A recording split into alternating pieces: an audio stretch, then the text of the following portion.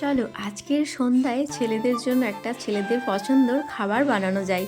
ছেলেদের ডিমান্ড ছিল আম্মাজি আম্মাজি আমাদেরকে চিকেন সাডে বানিয়ে খাওয়া না গো। ভাবলাম ঠিক আছে, চলো আজকে তাহলে চিকেন সাডে বানানো যায়।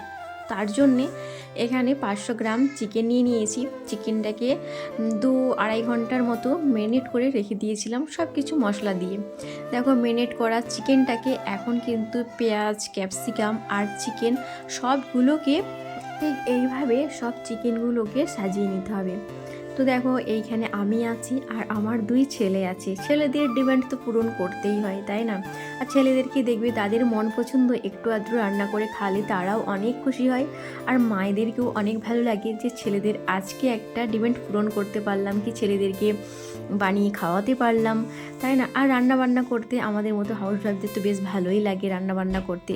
আমাকে তো বেশ ভালোই লাগে রান্না করতে, নানা রকমের রান্না করব প্রত্যেক দিন, তাই না? তো যাই হোক, চলো এখানে কিন্তু চিকেন সাডে বানানোর জন্য বেটারটাকে অলরেডি রেডি করে নিয়েছি। আমি এখানে দিয়েছিলাম কর্নফ্লাওয়ার আর একটু দিয়েছিলাম ময়দা। আর এটাতে কিন্তু লবণ আমি দিইনি আর কোনো কিছুই দেওয়া হয়নি, জাস্ট কর্নফ্লাওয়ার দিয়েছিলাম আর একটু ময়দা দিয়েছিলাম। তো দেখো এইখানে দিয়ে ভালো করে বেটারটাকে ফেটিয়ে নিয়েছি। আর এখন দেখো যে বেটারটাকে রেডি করে রেখেছিলাম সেই বেটারের মধ্যে একটা করে চুবিয়ে চুবিয়ে ভালো করে কিন্তু কোট করে দিয়ে দেব তেলের মধ্যে। তেল ডুবো তেলেই ভাজতে হবে। দেখেছো এখানে বেশ খানিকটাই তেল দেওয়া আছে। ছোট্ট কড়ার মধ্যে, একটা বড় জায়গার থেকে ছোট কড়াতে ভাজলে তেলটাও বেশ পরিমাণে লাগে আর বেশ ভালোভাবেই ভাজা হয়। তো দেখো এখানে একটার পর একটা ভালোভাবে যে বেটারটা বানিয়ে রেখেছিলাম তার মধ্যে একটা করে চুবিয়ে আর দিয়ে দিচ্ছি তেলের মধ্যে। তো চলো আজকের হচ্ছে চিকেন সাডে এই পদ্ধতি আমি বানালাম। তো জানি না কে কেমন পদ্ধতিতে বানায়, তো নানা রকমের পদ্ধতি আছে, যে যেমন যে যাকে যেটা ভালো লাগে সে সেটা বানিয়ে খেতে পারে, তাই না? আমি তো এই পদ্ধতিতে বানিয়ে খেলাম, তো বেশ ভালো লাগলো। ছেলেরাও বললো যে আম্মাজি না, খেতে বেশ ভালো হয়েছে। আর চিকেন সাডে দেবে গরম গরমই খেতে বেশ ভালো লাগে, ক্রিসপি ব্যাপারটা থাকে। আর শীতের সময় তো ঠান্ডা হয়ে গেলে সেটা আর ভালো লাগে না খেতে। আর খাবার সময় দিয়েছিলাম একটু চাট মশলা আর তার সাথে ছিল টমেটো কেচাপ। তো যাই হোক, আর এখানে দেখো সব কিন্তু রেডি করে নিয়েছি, ছেলেকে এখন খেতে দেব। তো ছেলেদের ডিমান্ড, তো দেখো এইখানে চিকেন সাডে বানানো হয়ে গেছে আর খেতে সত্যি কিন্তু খুবই টেস্টি হয়েছিল, ছেলেরা বলল। তো যাই হোক, ছেলেদেরকে এখন দেব খেতে।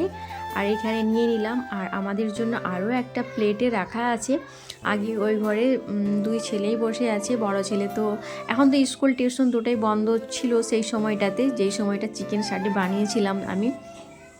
আর যদি পোস্ট করে দিয়েছি অনেক আগে, বড় ভিডিও দিয়েছি, আর আজকে শুধু শেয়ার করলাম এই চিকেন সাডে বানানোর রেসিপিটা।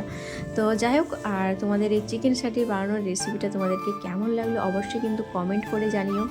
আর এই চিকেনের মধ্যে কি কি যে মশলা দিয়েছিলাম তো সবগুলোই তোমাদের সাথে শেয়ার করব।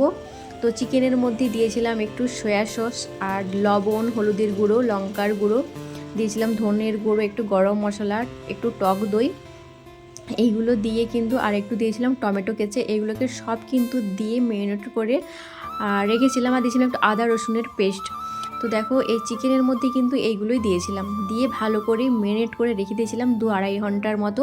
তারপরে ক্যাপসিকাম, পেঁয়াজ এইগুলোকে সব দিয়ে কিন্তু ম্যারিনেট করে তারপরে কিন্তু আমি ভেজেছি। তো যাই হোক, আজকের মতো এই চিকেন সাডের রেসিপি এই পর্যন্ত।